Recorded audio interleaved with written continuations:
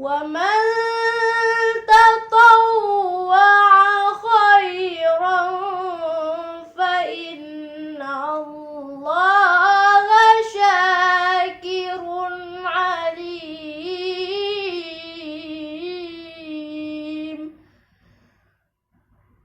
صدق الله العظيم.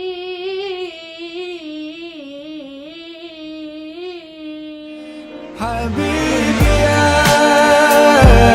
محمد Bismillahirrahmanirrahim. Assalamualaikum warahmatullahi wabarakatuh.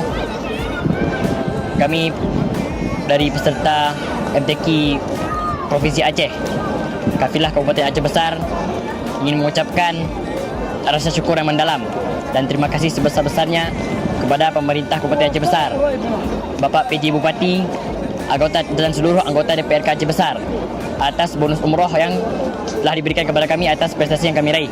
Semoga Allah selalu melindungi dan memberkahi pemerintah Kabupaten Aceh Besar beserta jajarannya. Hadanallahu wa iyyakum ajma'in. Assalamualaikum warahmatullahi wabarakatuh. حبيبي يا محمد أتيت بالسلام